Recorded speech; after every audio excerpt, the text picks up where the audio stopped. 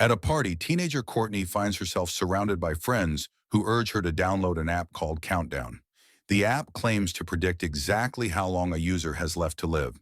With curiosity getting the better of her, Courtney downloads it. When the results appear on her screen, her face goes pale. The app says she has only 3 hours left to live. Later that evening, Courtney's boyfriend Evan is drunk and ready to drive home. Courtney refuses to get into the car with him, avoiding what could have been a dangerous ride. Moments later, her phone buzzes with a notification. The message is chilling. She has broken the user agreement. Courtney returns home alone, unease growing with every step. Inside her house, an unseen entity attacks her. She fights against something she cannot see, something that shouldn't exist. As her timer reaches 0, Courtney is killed. At the exact same moment across town, Evan crashes his car. A tree branch tears through the vehicle and impales the passenger seat, the very spot where Courtney would have been sitting if she had accepted that ride. Quinn Harris works as a nurse at the hospital where Evan is brought in after his accident. She has recently passed her exam to become an RA, an achievement she worked hard for. But her workplace is far from perfect. Her boss, Dr. Sullivan, sexually harasses her constantly. Quinn wants to speak out, but fear holds her back. She's only just earned her position and worries about the consequences. One day, Quinn finds herself in a closed-off wing of the hospital. There she stumbles across Evan. He's agitated, desperate to tell someone what he knows. He tells her about Courtney and his growing suspicions about the Countdown app. Then he reveals something that makes Quinn's blood run cold. He downloaded the app too. According to his countdown, he will die at the exact time he is scheduled to go into surgery. Quinn dismisses his claims as paranoia or the effects of his injuries. But after her coworkers download the app as a joke, curiosity gets the better of her. She downloads it herself. When the result appears, horror washes over her. The app says she has only 3 days left to live. Evan makes a decision. He skips his surgery, convinced that avoiding it will save his life. His phone buzzes. He has violated the user agreement. Alone in his hospital room, Evan is confronted by a demonic version of Courtney. Despite his desperate attempts to escape his fate, Evan is killed. Quinn visits her home to pick up an important document. There she encounters her younger sister Jordan. The relationship between the two sisters is strained, tensions that have lingered since their mother's death. The weight of grief has driven a wedge between them. The next day, Quinn learns that Evan has died. The news shakes her to her core. She makes her way to the morgue and checks his phone. The Countdown app shows no time left. 0. Her hands tremble as the reality of the situation settles in. With less than a day remaining on her own countdown, Quinn makes a painful choice. She declines an invitation to go out with Jordan and their father to visit their mother's grave. Her phone buzzes. She has violated the user agreement. Shortly afterward, Dr. Sullivan corners Quinn and sexually harasses her once again. When she tries to report his offense to her supervisor, Dr. Sullivan manipulates the situation and thwarts her attempt to get help. Desperate for answers, Quinn begins researching the app. She discovers information about Courtney's death. As she digs deeper, she finds similar stories from other app users who met tragic ends, though most people dismiss these accounts as fake or coincidence. A vision of a dead Evan suddenly appears before her. Quinn panics and flees her apartment, too terrified to stay. The next day, Jordan finds her sister. Jordan learns about the app and checks Quinn's countdown. Only 1 day remains. Panic sets in fully now. Quinn buys a new phone, hoping that will somehow break the curse. But when she turns on the device, her stomach drops. The Countdown app has installed itself on the new phone without her permission. In the parking lot of the cell phone store, Quinn is attacked by a demonic figure. At the same store, Quinn meets a young man named Matt. He's dealing with his own nightmare. His Countdown app states he will die in 18 hours, just a few hours before Quinn's timer runs out.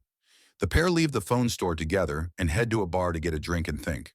They begin to suspect that something in the user agreement may hold the key to their survival. They find someone willing to download the app, but convince them not to accept the agreement immediately. Instead, they read it carefully. The agreement states that it is broken if the user tries to change their fate. Quinn and Matt realize what this means. They have both canceled plans that would have resulted in their deaths. Quinn's trip with her family and Matt's train ride were supposed to be the moments they died. The pair head to the hospital to get help from the hospital's priest, but he tells them he doesn't believe in demons. However, he refers them to another priest named Father John, who might be able to help. At the hospital, Quinn also learns devastating news. Dr. Sullivan has tricked the staff into thinking that she sexually harassed him. As a result, Quinn is suspended from her job. Matt is attacked by the entity. This time, it takes the form of his younger brother who died of an illness years ago. The demon uses his grief and guilt as a weapon against him. Quinn and Matt consult with Father John, the priest they were referred to. He informs them that the app is linked to a demon named Ocean. The demon was originally summoned by a Roma woman who told a prince when he would die. But the prince couldn't use the code to change his fate, because if he did, demons would come for him to torment him until his time was up, then take his life. Father John states that the app's code may help them if they can hack into it and access the underlying programming. They go to Derek, the cell phone salesman who helped them before. Derek hacks into the app code. What they discover is even more horrifying. Quinn's younger sister Jordan has downloaded the app and is due to die shortly before Quinn. They decide to add more years to their lifespans using the code. However, while Matt and Quinn spend the night together, the entity takes the form of Matt and attacks Quinn. To their shock, when they check their phones, their countdowns have reset to their original lifespans. The hack didn't work. Jordan's countdown has also reset. Jordan receives a notification about her countdown changing back to the original time. Moments later, she is attacked by a demon who takes the form of her and Quinn's deceased mother. The entity uses the image of their dead mother to torment her. Quinn and Matt rescue Jordan from the attack. They return to Father John with growing desperation. He theorizes that the curse can be broken if someone dies before their countdown ends or lives beyond their countdown. It's a slim hope, but it's all they have. They prepare a warding circle in an attempt to protect themselves from Ocean's attacks. The demon arrives, dark and menacing. The circle initially wards off the demon, keeping them safe within its boundaries. But Matt is lured out by the Ocean taking the form of his brother. The two sisters run after him to pull him back. As they do, a shelf falls on Jordan, injuring her. Matt ends up getting hit by a car and is killed as his last breath expires at the exact moment the app predicted. Quinn is consumed by grief over Matt's fate, but then Jordan starts having acute abdominal pain. Realizing her sister is seriously hurt from the shelf that fell on her, Quinn rushes Jordan to the hospital. While there, she learns that Dr. Sullivan harasses other female staff members as well. She is not his only victim. An idea forms in Quinn's mind. She realizes that she could kill Dr. Sullivan before his allotted time on the countdown app and break the curse. She lures him into the closed-off wing of the hospital and attacks him. But Dr. Sullivan is saved by Ozan, who realizes what Quinn is trying to do and intervenes. Ozan hunts down Jordan as Quinn searches desperately for Dr. Sullivan. He escapes after Quinn is injured in their struggle.